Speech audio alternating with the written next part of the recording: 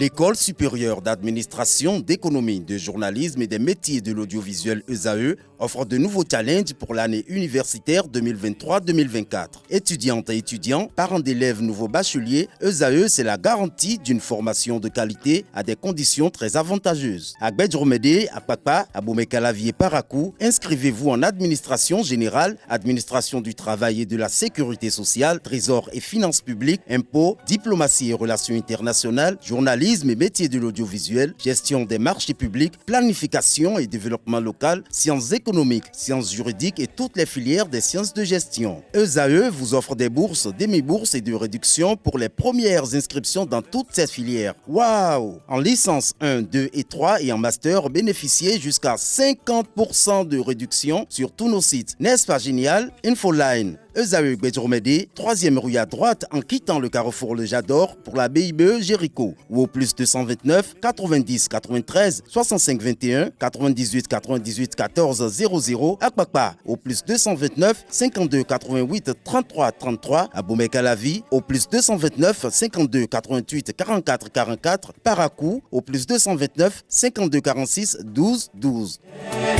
ESAE, l'excellence à un an. L'invité de ce matin, ce Free Matin, le pasteur coach Atanas Kadia, bonjour. Bonjour mon frère, merci bonjour d'être là ma sœur. tous les mardis, merci de faire le sacrifice tous les mardis, de quitter Porto Novo pour Cotonou tous les mardis.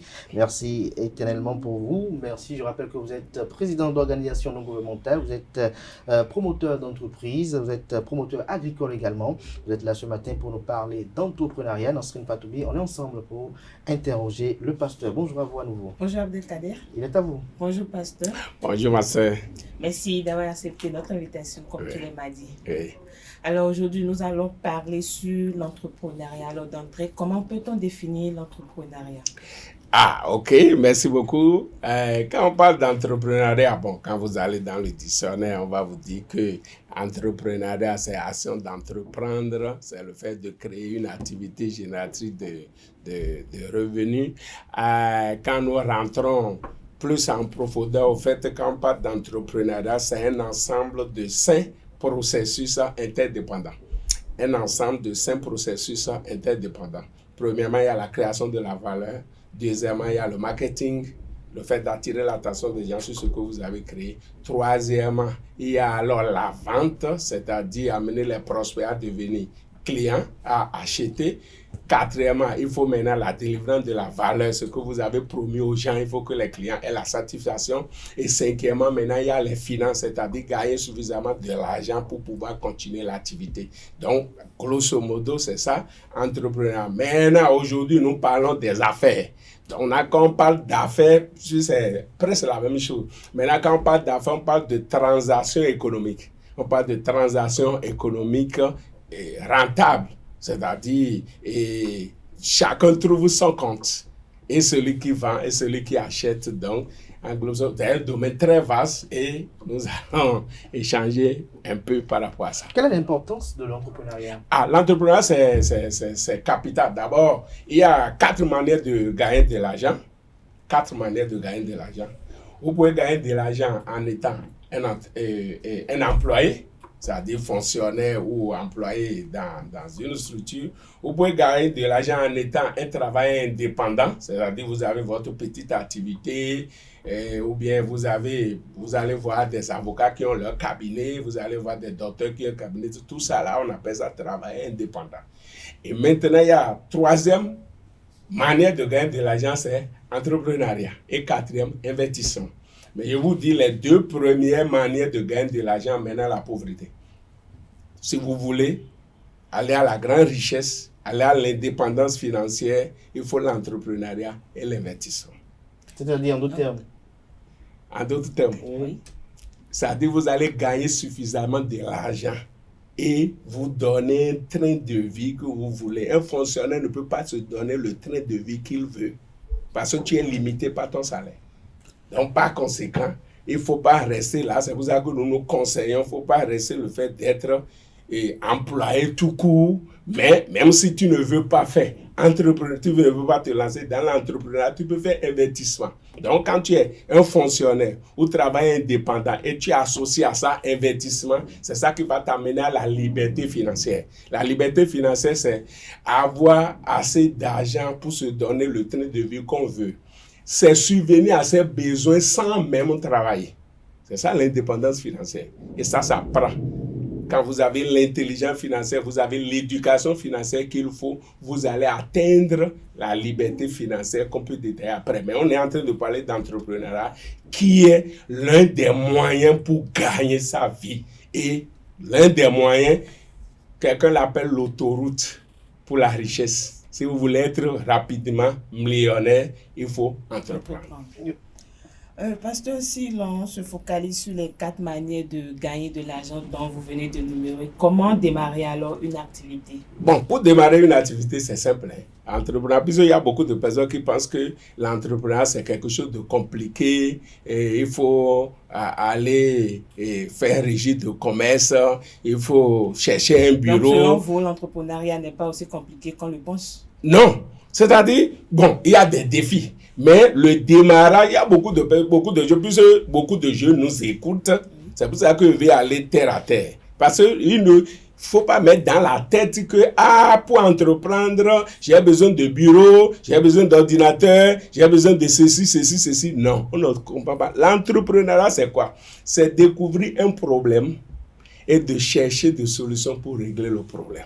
C'est ça l'entrepreneuriat, en fait. Découvrir un problème? Oui. Et comment identifier ce problème-là? En observant, en regardant autour de toi. Qu'est-ce que les gens ont besoin ici? Quelle situation? Même quand vous prenez un amphithéâtre comme une université comme ici, les jeunes, en principe, déjà, l'idée d'entrepreneuriat devait commencer, puisque leurs camarades qui viennent, ils s'habillent, ils portent des chaussures, ils portent des montres, ils portent ainsi de suite. C'est déjà, je vis un milieu où les gens utilisent des choses. Pourquoi ils ne veulent pas chercher à leur proposer des choses? Nous voyons ça en classe, surtout les femmes sont bien rodées dans ça. Quand on allait à l'école, nous avons des femmes qui font toffee, qui amènent en classe et on paye. C'est comme ça que l'entrepreneuriat commence. Mais aujourd'hui, les jeunes n'ont pas compris. Aujourd'hui, il faut que nous ayons cette idée-là. Et aujourd'hui, maintenant, l'heure de la nouvelle technologie, c'est très rapide pour gagner de l'argent. Ils ont leur smartphone. Il y a des gens à Tokpa, un peu partout, qui ont payé des marchandises stockées. Maintenant, qu'est-ce que ça te coûte d'aller voir la bonne dame, d'aller s'approcher de la personne pour dire, bon, tu vends les tenues, tu vends chaussures, tout ça là. La douzaine, c'est combien? Ou bien si je vends pour toi, qu'est-ce que j'ai en retour? Il peut te dire, bon, ok, quand tu vends, tu m'aides à vendre une chose là, tu as 1000 francs, tu as ceci. Je prends, je fais les photos, je mets sur mon statut. Puisque l'entrepreneuriat, ça commence par les relations, tes amis d'abord qui sont autour de toi, qu'est-ce qu'ils ont besoin. Donc quand tu mets ça, les gens regardent ton statut, ça les intéresse, ils vont te contacter pour dire tout ça. Ça ne t'empêche pas d'étudier. Tu es en train d'étudier et tu es en train de faire un business à côté. J'avais fait une vidéo il y a environ 3 ans, un pied à l'université, un pied dans le business. Les ne peuvent pas se chevaucher. Quoi? Est-ce que les deux vont de pair? L'étude et le petit business à côté. Je donne un exemple, par exemple, là, je suis peut-être à Esaü aujourd'hui ce matin, alors que j'ai quelqu'un qui veut acheter, je dis une bêtise, peut-être des plats jetables, des Lacoste, il avait le sac pour 7 heures précises, alors que je suis à Esaü. Non, je m'organise, je ne passe pas tout le temps à Esaü. Je m'organise. S'il n'est que disponible à 7 heures. Si mon client là n'est que disponible à 7 heures et qu'à 8 heures, il voyage déjà. Non, mon frère. C'est-à-dire, ça fait d'organisation. Non, tu vas rater certaines choses, il n'y a rien à faire puisque tu n'es pas encore en plein temps dans l'activité. Donc, tu seras limité. Mais déjà, tu peux déjà faire quelque chose en étant un étudiant. J'avais fait une vidéo il y a environ 3 ans, un pied à l'université, un pied dans le business. Aujourd'hui, si tu dis que tu es étudiant, tu mets tes 2 pieds à l'université. Quand tu vas finir, tes 2 pieds, tu vas revenir à la maison avec les 2 pieds. C'est pour ça que beaucoup sont à la maison. Parce que depuis qu'ils étaient en train d'étudier, ils ne faisaient rien. Nous, on venait d'une famille paysanne et tout ça là. Mon papa va à la pêche, je sais pêcher. Mon papa fait le champ, je fais le champ. Ça ne m'empêche pas d'étudier. C'est de ça qu'il s'agit. Tes parents font quelque chose, ta maman fait quelque chose, tu as la responsabilité, même le devoir d'apprendre ça. C'est de ça qu'il s'agit. Pour que quand tu vas finir les études, si tu n'as pas encore, tu as écrit j'ai l'honneur un peu partout là, on ne t'a pas encore appelé. Ce que tu sais faire déjà, est-ce que tu ne vas pas prendre ça déjà pour être en train de manger et de soulager tes pauvres parents qui se sont battus, t'ont donné de l'argent, t'ont mis à l'école, tu as fait 6 ans au cours primaire, 7 ans au collège, et tu allais faire 3 ans plus, ça fait 16 ans, et tu viens t'asseoir à la maison pour manger. Coach, tout à l'heure, lors de votre intervention, vous avez dit qu'on n'a pas besoin d'un bureau pour être entrepreneur. Alors, ceux qui font du commerce en ligne, vous pouvez qualifier ça aussi comme de l'entrepreneuriat? C'est de l'entrepreneuriat. Font de commerce en ligne. Donc, vous supportez cela? Oui, puisqu'on dit les affaires, l'entrepreneuriat, c'est transaction économique et gagnante. Donc, tout ce qu'on peut faire, si ce n'est pas tu voles, tu commets des crimes, tout ce que tu fais pour gagner de l'argent, c'est l'entrepreneuriat. Maintenant, on peut commencer à une petite échelle et développer cela. Beaucoup d'entreprises ont commencé dans les garages. Quand vous Facebook, vous écoutez l'histoire de Zuckerberg, ainsi de suite. Donc, petite échelle, mais que on continue, puisque Dieu nous a donné la réflexion et on continue de réfléchir pour améliorer. Ça va devenir une grande entreprise. Alors, que pensez-vous de ceux qui disent, par exemple, qu'ils n'ont pas la chance d'entreprendre? Parce qu'ils ont déjà fait peut-être plus de 6 fois, 10 fois des entreprises. Ils ont peut-être commencé par vouloir vendre en ligne des services de livraison, ça n'a pas marché. Après, ils ont dit ils vont faire de l'entretien dans les maisons, ça n'a pas marché. Après, ils ont dit, mais chaque fois, ils investissent, mais ils ne trouvent pas conséquemment. Parce que, par exemple, il a fait peut-être un prêt. Je donne l'exemple de peut-être 50 000 francs CFA avec un taux d'intérêt où il va payer peut-être 55 000 francs. Mais après, il voit qu'in fine, il se retrouve avec 52 000 francs ou 53 000. Donc, il est à perte. Et chaque fois, ils n'ont pas de gain. D'abord, pour entreprendre, on ne passe pas de l'argent pour entreprendre. Là, vous passez pour échouer. Parce que quand vous voulez entreprendre, c'est un essai. Vous voulez essayer quelque chose, vous ne savez pas encore ce que ça va donner. Vous n'êtes pas suffisamment outillé pour maîtriser tout le contour. Et par conséquent, on ne conseille pas aux gens de passer de l'argent pour entreprendre. Parce que quand tu passes de l'argent pour entreprendre et qu'il y a fiasco, tu auras l'institution qui t'a passé de l'argent derrière et là, tu ne peux plus dormir. Mais généralement, on trouve nos mamans au marché qui vont faire des prêts dans les petites banques, Selcam, Padme, pour pouvoir faire prospérer leurs activités au marché. Elles avaient déjà commencé leur activité, sinon même les systèmes, les SFD là même ne passent pas de l'argent à une dame qui n'a pas une activité. Tu es en train de faire, ils sont venus voir. Et maintenant, voir que si on te donne un coup de pouce, on t'accompagne. Moi aussi, j'ai pris par là. C'est de ça, vous avez déjà fait un prêt une fois? Oui. Padme, ils me connaissent. J'ai même pris de meilleurs clients à Padme. C'est de ça, il s'agit. Moi, j'étais étudiant même quand je faisais j'ai commencé les activités. Et après, maintenant, comme j'ai commencé, je vois que si on met un peu de sous dedans, ça arrête de l'avant, c'est comme ça. Mais tu ne peux pas démarrer quelque chose avec un prêt ou bien avec de l'argent d'autrui. Toi-même, tu te bats pour trouver le minimum pour démarrer. Et quand ça a commencé par prendre, là, on peut venir à ton secours. Et l'affaire est des gens qui embrassent des milliards aujourd'hui ne sont pas nés avec les milliards, non.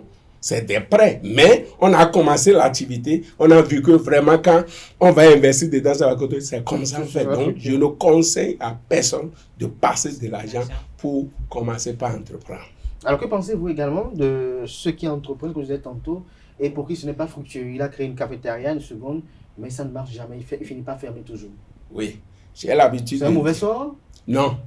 Tu m'as déjà parlé des essais. Si tu me dis que c'est bon, c'est un bon essai, je crois en ça. Mais dis que ça ne va pas, y a ici, et tu es sous un mauvais sort, tout ça, là, moi, je ne crois pas au mauvais sort. Parce que ce que moi, je sais, le Dieu qui m'a envoyé sur cette terre est un bon Dieu. Et il ne peut pas m'envoyer sur cette terre souffrir. L'homme souffre à cause de l'ignorance. J'ai l'habitude de dire, il faut apprendre à entreprendre pour prendre. Mais il y a certaines personnes qui veulent prendre sans apprendre à entreprendre. On prend à la fin, donc il faut apprendre à entreprendre pour prendre. Mais il y a beaucoup de personnes, ils sont pressés, ils veulent prendre. Non, il faut te faire former d'abord. Il faut avoir les informations qu'il faut. Il faut te faire former. Aujourd'hui, nous sommes à l'ère de la nouvelle. Nous sommes à l'ère de l'information. On peut avoir accès aux formations, tout ça là, sur le net, un peu partout. Mais tu ne te prépares pas et tu te lances dans l'entrepreneuriat. C'est pas ça. Il faut se préparer déjà. Il faut se préparer dans l'entrepreneuriat. Il faut faire des formations. C'est pour ça que nous, on est là. Je suis consultant, formateur en intelligence financière entrepreneuriale. C'est de ça qu'il s'agit. Donc, il faut te faire former. Si tu ne te formes pas, c'est comme Benjamin Franklin dit. Plus souvent, les gens voient que non, se faire former, payer de l'argent pour faire ceci. Moi, je suis en train de faire une formation aujourd'hui en ligne sur l'entrepreneuriat. Et les gens ont payé.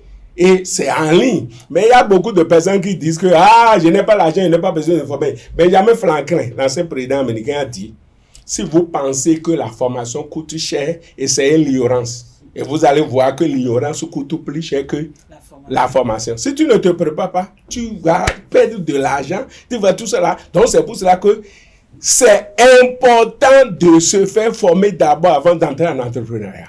C'est important aussi d'aller travailler toi-même d'abord avant d'entreprendre.